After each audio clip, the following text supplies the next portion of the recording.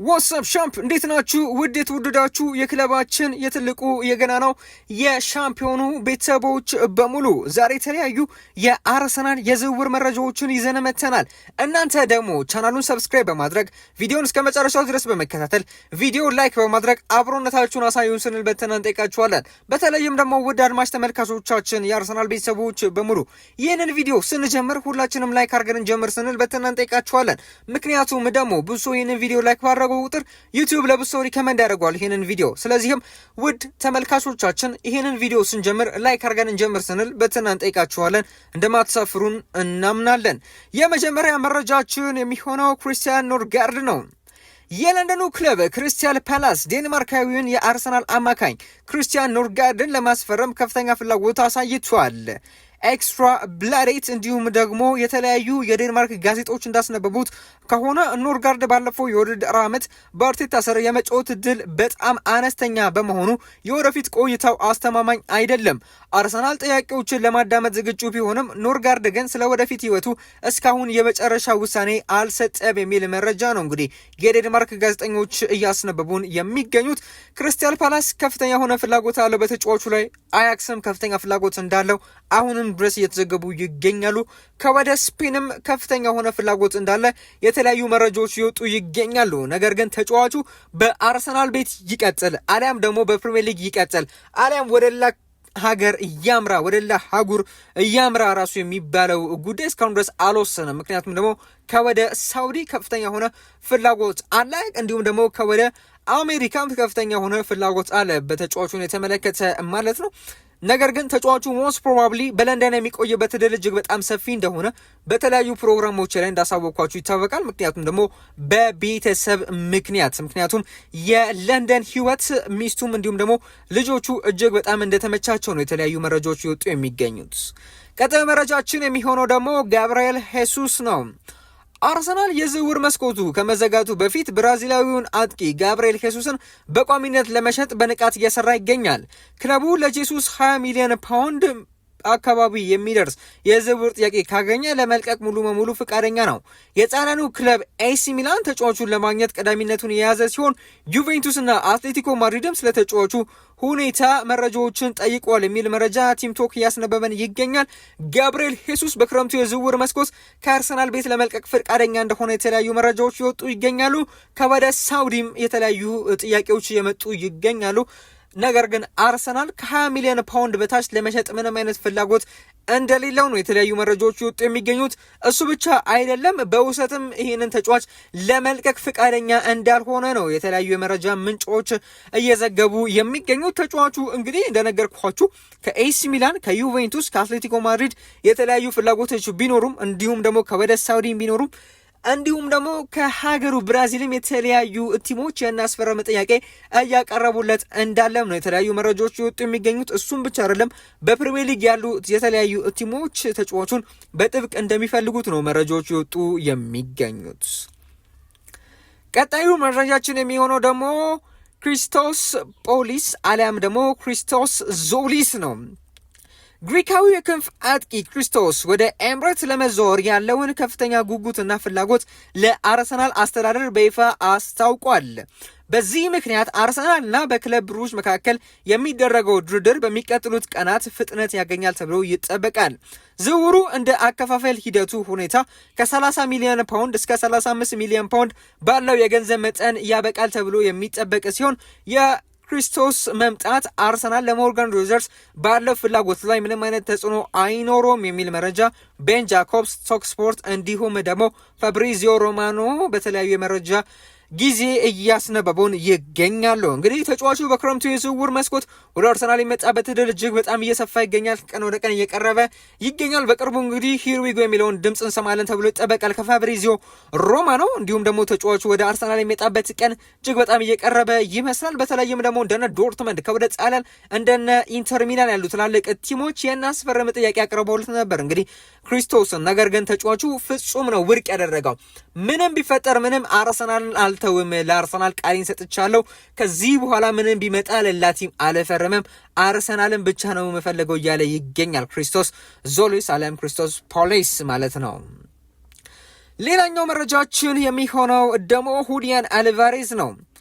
ሞንዶ ዲፖርቲቮ የተባለው ታማኝ የስፖርት ጋዜጣ የስፔን የስፖርት ጋዜጣ ምንድነው ያለው በዘገባው በዛሬው ዕለት አትሌቲኮ ማድሪድ ለአርጀንቲናዊ አጥቂ ሁሊያን አልቫሬዝ ሽያጭ በሩን ክፍት ያደረገ ሲሆን ተጫዋቹን ለባርሴሎና አሳልፎ ከመስጠት ይልቅ ወደ እንግሊዝ ፕሪሚየር ሊግ መሸጥን ይመርጣል። ይህንን ተከትሎ የአርሰናሉ አሰልጣኝ ሚኬል አርቴታና የስፖርት ዳይሬክተሩ አንድሪያ ቤርታ ከተጫዋቹ ወኪሎች ጋር ቀጥተኛ ግንኙነት አድርገዋል። አርሰናል ሁኔታውን በቅርብ የተከታተለ ሲሆን ምቹ አጋጣሚ ሲያገኝ ፈጣን እርምጃ ለመውሰድ ተዘጋጅቷል የሚል መረጃ ሙንዶ ዲፖርቲቮ እያስነበበን ይገኛል።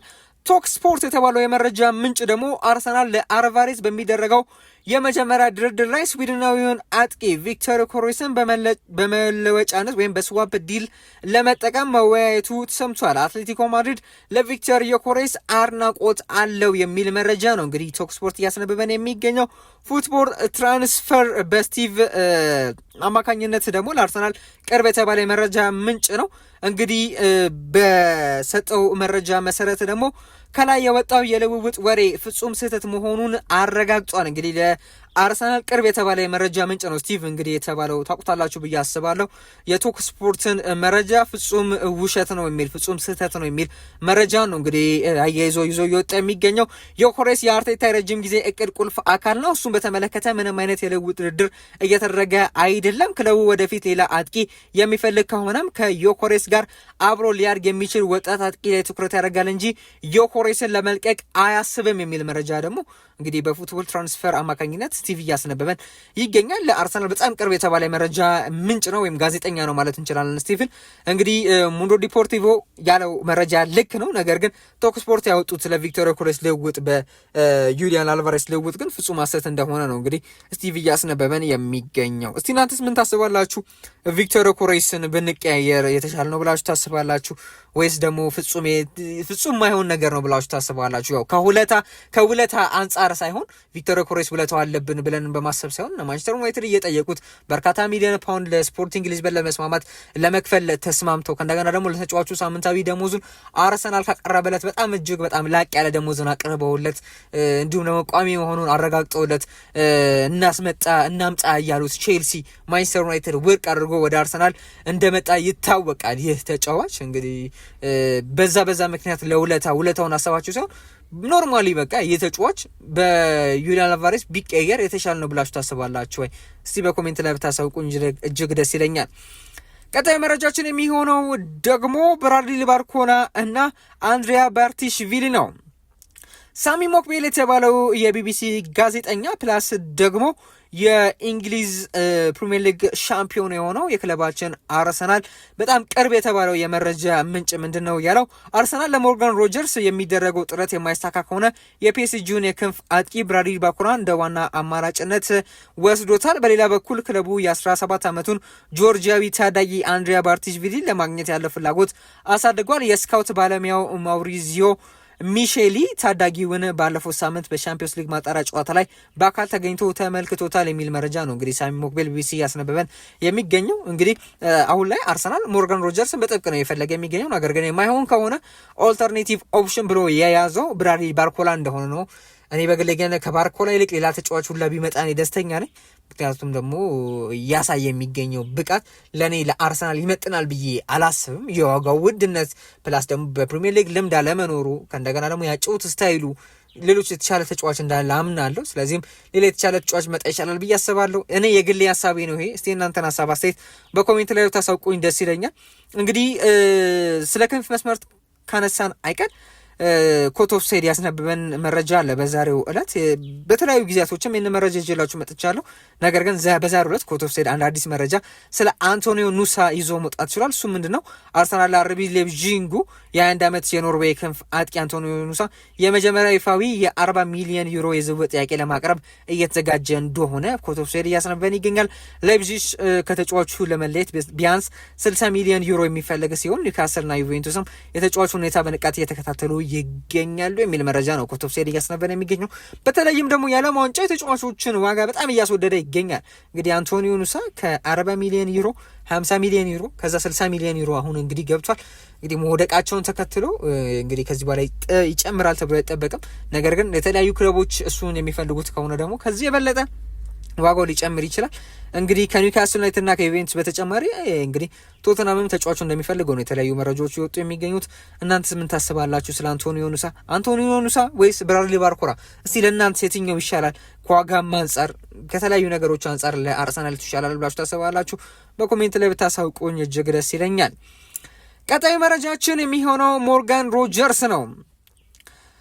ሃንድ ኦፍ አርሰናል እንዳሳወቀን ከሆነ ሞርጋን ሮጀርስ የአርሰናል የክንፍና የመሃል ማጥቃት ክፍሎችን ለማጠናከር አሁንም ቁጥር 1 የዝውውር ኢላማ ነው። ምንም እንኳን የሰሜን ለንደኑ ተቀናቃኝ ቶተናም በተጫዋቹ ላይ ፍላጎት ቢያሳየም የሮጀርስ ዋነኛ ምርጫ ግን ወደ አርሰናል መዘዋወር ነው። ዝውውሩ ሙሉ በሙሉ የሚወስነው ሁለቱ ክለቦች አርሰናልና አስቶን ቪላ በሂሳብ ዙሪያ ስምምነት ላይ መድረስ ሲችሉ ብቻ ነው። ተጨማሪ ዝርዝር መረጃዎች ወደፊት ይፋ ይሆናሉ ተብሎ ይጠበቃል የሚል መረጃ ሃንድ ኦፍ አርሰናል እያስነበበን ይገኛል። እንግዲህ ተጫዋቹ ሞስት ፕሮባብሊ ወደ አርሰናል የሚያመራበት እድል እጅግ በጣም ሰፊ ነው ማለት እንችላለን። በእርግጠኝነት የዓለም ዋንጫው ከተጠናቀቀ በኋላ ጫናን ያሳድራል ተብሎ ይጠበቃል በአስቶን ቪላ ላይ። ተጫዋቹ ዋጋ እንዲቀንስ፣ እንዲለቁት፣ በቶሎ እንዲያልቅ ዝውውሩ ከፍተኛ የሆነ ጫናን ያሳድራል ተብሎ ይጠበቃል። ምክንያቱም ደግሞ ተጫዋቹ በጣም ላቅ ያለ ፍላጎት ነው ያለው ወደ አርሰናል ለመምጣት። ቶተናም፣ ማንቸስተር ዩናይትድ፣ ቼልሲ፣ ማንቸስተር ሲቲ ተጫዋቹን በጥብቅ ነበር የሚፈልጉት። በተለይም አሁን ቶተናም ብቅ ያለ አዲስ ቡድን ነው። ነገር ግን ቼልሲ፣ ማንቸስተር ዩናይትድ፣ ማንቸስተር ሲቲ ከበፊት ጀምሮ ሲፈልጉት የነበረ ቲሞች ናቸው። ነገር ግን ሙሉ ነው ውድቅ ያደረገባቸው እነዚህ የሶስት ትላልቅ ክለቦች። አሁን ደግሞ ቶተናም ከፍተኛ ዋጋ ያቀረቡለት ይገኛሉ፣ ከፍተኛ ደሞዝን። ነገር ግን ፍጹም እንደማይፈልግ ነው እንግዲህ የተረጋገጠው። ተጫዋቹ በሚኬል አርቴታ ፕሮጀክት እጅግ በጣም እንደተደመመ ነው እንግዲህ እየተገለጸ የሚገኘው። እውነትም ደግሞ ላይደመም አይችልም። ምክንያቱም ደግሞ ወደ አርሰናል ቢመጣ ቋሚ ይሆናል። የአምና ሻምፒዮንን ፕሬዠር የለብንም። በቻምፒየንስ ሊግ ይጫወታል። ምርጥ አሰልጣኝ ነው ያለን፣ ምርጥ ቡድን ነው ያለን። ዴክላን ራይስ ነው፣ ቡካዮ ሳካ፣ ቪክተር ኮሬስ፣ ሌሎችም ጋብሪኤል፣ ዊሊያም ሳሊባ፣ ዴቪድ ራያ፣ ቲምበር፣ ካላፊዮሪ እነዚህ ሁሉ ያሉት ቡድን ላይ መተ ቋሚ ነው የምትሆነው። መከላከሉ አያሳስብም፣ ማጥቃቱ አያሳስብም። ብታሻማ ክሮስ ብታደርግ ክሬቲቪቲ ላቅ ያለ ሆኖ ክሬቲቪቲ አይነት ጨዋታዎችን የምትጫወት ከሆነ ከፔናልቲ ቦክስ ውጭ ለመምታት ልትፈልግ እነ ቪክተር ኮሬስ ስፔስ ክሬት ያደርጉልሃል፣ ይፈጥሩልሃል። ነፃ ሆነ ነው የምትጫወተው። ምክንያቱም ደግሞ እነ ቡካዮ ሳካን፣ እነ ቪክተር ኮሬስን፣ እነ ኦዴጋርድ፣ እነ ኤዜን ተከላካዮች ለመያዝ እነሱ ጋር ነው ትኩረታቸው። አንተ ፍሪ ሆነ መጫወት ትችላለህ። ደሞዝ ምርጥ ነው የሚሆንልህ። ደግሞ ቡድኑ ከሚኬል አርቴታ ጋር እጅግ በጣም ተዋህዷል። ፕሪሚየር ሊግ ሻምፒዮን ሆኗል። እንግዲህ ይህን ያህል ነገር ቀርቦለት እንግዲህ ከአርሰናል ውጪ ወደ ውጪ ባይል ይገርመኝ ነበረ። ስለዚህም የተጫዋች በክረምቱ የዝውውር መስኮት እኔ በግሌ ወደ አርሰናል የሚመጣበት እድል እጅግ በጣም ሰፊ እንደሆነ ውስጤ ይነግረኛል።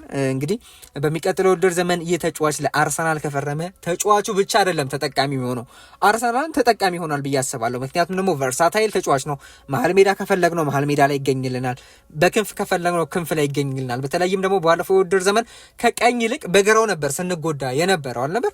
ስለዚህም አሁን ላይ እንግዲህ እነ ማርቲኔሊ መቃጠል ይበቃል ብዬ አስባለሁ። የትሮሳርድ እድሜ መግፋት ወጥቷል፣ ወደ ቤሺክታሽ ሄዷል። ስለዚህም አሁን ላይ በሞርጋን ሮጀርስ አንጀታችን ቂቤ ይጠጣል ብዬ አስባለሁ። እጅግ በጣም እፎይታ ይሰማናል ብዬ አስባለሁ። በተለይም ደግሞ ቻንሶችን ክሬት ማድረግ ይችልበታል። ከፔናልቲ ቦክስ ውጪ ሹት አድርጎ ጎል ማስቆጠር ይችልበታል። በድሪብሊንግ፣ በስፒድ፣ በቁመት፣ በተለያዩ ነገሮች እጅግ በጣም ተሰጥኦ ያለው ተጫዋች እንደሆነ ይታወቃል። ስለዚህም ለአርሰናል እጅግ በጣም ጠቃሚ ተጫዋች ይሆናል ብዬ አስባለሁ። እስቲ እናንተን ሀሳብ አስተያየት ብታሳውቁኝ እጅግ ደስ ይለኛል። ቀጣዩ መረጃችን የሚሆነው ደግሞ ብሩኖ ጊማሬሽ ነው። የኒውካስል ዩናይትድ ለአርሰናል በግልጽ እንዳሳወቀው ከሆነ ብሩኖ ጊማሬሽ መልቀቅ የሚችሉት በአጠቃላይ 100 ሚሊዮን ፓውንድ የሚጠጋ ክፍያ ካገኙ ብቻ እንደሆነ በስፋት እየተዘገበ ይገኛል። አርሰናል ቀደም ሲል ዝውውሩን በ60 ሚሊዮን ፓውንድ አካባቢ ለማጠናቀቅ ተስፋ አድርጎ ነበር። ኒውካስሎች ቀደም ሲል አንቶኒ ጎርደንና ሳንድሮ ቶናሊን ያጡ በመሆኑ አምበላቸውን ብሩኖን በቀላሉ ላለማጣት እጅግ በጣም ቆርጠው ተነስተዋል የሚል መረጃ ነው እየወጣ የሚገኘው። እኔ በግሌ ብሩኖ ጊማሬሽ አሪፍ ተጫዋች ነው፣ አሪፍ ነው። ነገር ግን ያን ያህል ጊዜያችንን ልናጠፋበት የሚገባ ተጫዋች ነው ብዬ አላስብም። ቢመጣ ደስተኛ ነኝ። 100 ሚሊዮን ዩሮም 90 80 ከፍልም ቢሆን ቢመጣ የተሻለ ነው ብዬ አስባለሁ። ነገር ግን ጊዜያችንን ባናጠፋ፣ ምክንያቱም ደግሞ ኒውካስል ዩናይትዶች የሚሸጡበት እድል እጅግ በጣም አነስተኛ እንደሆነ የተለያዩ መረጃዎች ይወጡ ይገኛሉ። ነገር ግን ተጫዋቹ መምጣትን የሚፈልግ ደግሞ የተገለጸ ይገኛል እና ዩቡዋዲ እንዲሁም ደግሞ ሌሎች በርካታ ማኑ ኮነኝ ጨምሮ የተለያዩ ስሞች ከአርሰናል ጋር እየተነሱ ይገኛሉ። እስቲ እናንተን ሀሳብ አስተያየት ደግሞ በኮሜንት ላይ ብታሳውቁኝ ደስ ይለኛል። ለዛሬ ያዝላችሁ ፕሮግራም ይህን ይመስል ነበር። እስከ መጨረሻው ድረስ ተከታተላችሁን ላይክ እና ሰብስክራይብ ሰምታደርጉ እንጂ ጋር እናመሰግናለን። መልካም ጊዜ